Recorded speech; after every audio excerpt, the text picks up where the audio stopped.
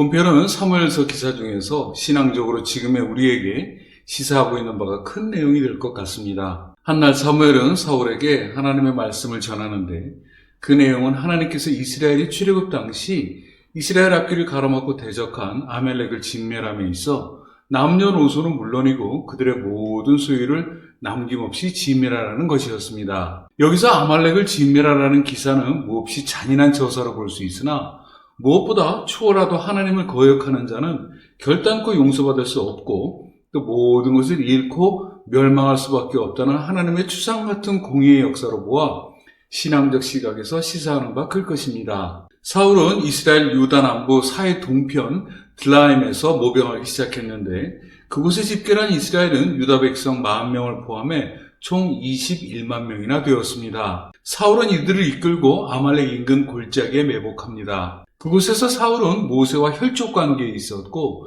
또 이스라엘과 각별한 사이였던 유목민 겐족속에게 지난날 출애굽 당시 그들이 이스라엘을 선대했음을 기억하고 아말렉과 전쟁에서 피해가 가지 않도록 배려하기 위해 아말렉 지경 밖으로 나갈 것을 권유합니다. 사울의 이 같은 권유에 따라 겐족속은 아말렉의 지경을 벗어났고 이후 사울은 아말렉을 급습하여 초토화시킵니다. 그러나 사울은 사무엘이 전한 하나님의 명령을 어기고 아말렉의 왕 아각과 그들이 소유한 것 중에서 가장 귀한 것과 기름진 소와 양을 제외하고 그 밖에 가치 없는 것들만 구별해 선별적으로 진멸하기에 이릅니다. 이를 지켜보신 하나님께서는 사무엘에게 사울을 왕으로 택하신 것을 한탄하신다고 이르셨습니다. 이에 사무엘은 이러한 하나님의 근심을 대하고 온 밤을 지새워 하나님께 간구합니다. 다음날 이른 아침 사무엘은 사울을 만나기 위해 채비를 꾸리는데 그때 한 사람이 사무엘에게 나와 사울이 헤브론 남방 12km에 위치한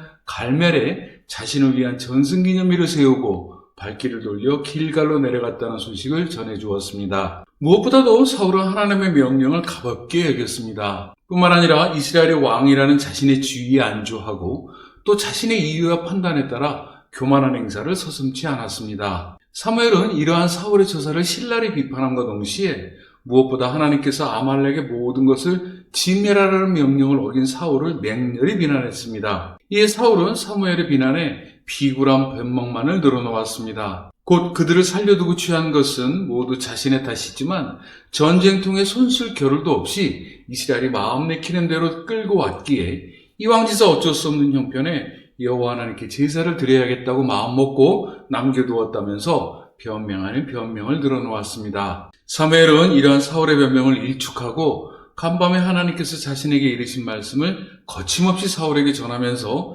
재차 아말렉을 온전히 진멸치하는 사울의 죄가를 통렬히 지탄했으나 그럼에도 사울은 끝까지 자신의 변명을 굽히지 않았습니다. 이에 사무엘은 당신은 물론이고 지금껏 후세에 기일이 남아있는 추상 같은 명언을 남깁니다. 사무엘이 이르되 여호와께서 번제와 다른 제사를 그의 목소리를 청종하는 것을 좋아하심 같이 좋아하시겠나이까?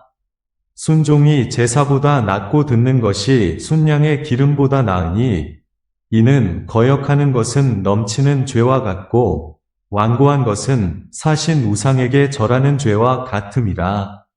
왕이 여호와의 말씀을 버렸으므로 여호와께서도 왕을 버려 왕이 되지 못하게 하셨나이다. 사무엘의 이 위대한 명언은 형식적 신앙의 일침을 가한 것인가 동시에 하나님께서 가장 좋아하시는 것은 제사에 앞서 하나님을 향한 순종이라는 사실을 명명백백히 아로새긴 역사적인 명언으로 취급하기에 무리가 없을 뿐만 아니라 구약 성서를 한마디로 요약할 수 있는 명언으로 보아 그 신앙적 가치가 남다르다고 할 수 있을 것입니다. 그때서야 사울은 마지못해 사무엘에게 자신의 죄를 고백하지만 그럼에도 자신의 범죄가 모두 백성을 두려워해 그들의 말을 따른 결과라는 변명을 그치지 않았습니다. 사울은 이에 덧붙여 사무엘에게 자신의 죄를 사하고 자신과 함께 하나님 앞에 나아가 여호와 하나님을 경배할 수 있도록 배려해달라고 청원했습니다. 그러나 이러한 사울의 변명과 형식적인 처사는 진정한 뉘우침이 없는 가식적인 고백이었던 까닭에 하나님께서는 이스라엘이 왕으로서 사울을 가차없이 폐하시고야 맙니다. 사무엘이 전한 이 같은 하나님의 말씀은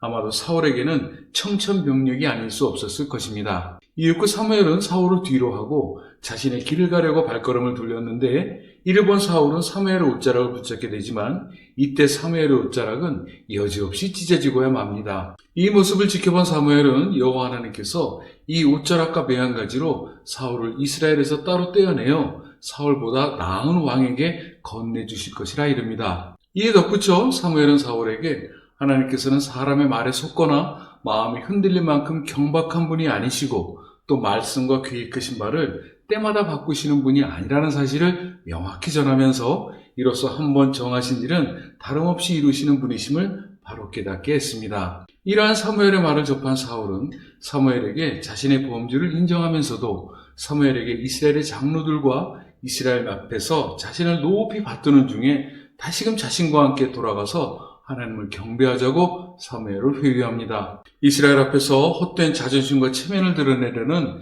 사울의 이러한 비겁하고도 추잡한 언변에 비추어 역시나 사울의 고백은 모두가 거짓이자 또 다른 죄로 취급하기에 부족함이 없을 것이라 봅니다. 이후 사무엘은 아말렉의 왕 아각을 처단하라는 하나님의 명령을 집행하기 위해 아각을 끌어오라고 명합니다. 이에 아각은 내심 혹시나 목숨을 부지할 수도 있을 것이라는 기대를 걸고 이제는 사망의 괴로움이 자신을 지나쳤다고 하면서 기쁜 마음으로 사무엘 앞에 나섭니다. 이때 사무엘은 아각에게 그가 너의 칼에 수많은 자식이 죽어 그 여인들의 자식을 잃은 것 같이 내 어미도 그 여인들과 마찬가지로 자식을 잃어야 마땅하다가 이루고 아각을 조각조각 쪼개 처단합니다. 이로써 사무엘은 사울이 행하지 않은 하나님의 명령을 다름없이 수행했습니다. 이후 사무엘은 발걸음을 고향 라마로 돌리는데 그 도상에서 사무엘은 하나님께서 사울을 이스라엘 왕으로 삼으신 것을 후회하신다는 말씀을 기억하고 이에 그를 위해 슬퍼하면서 이후로 죽는 날까지 사울을 대면하지 않았습니다.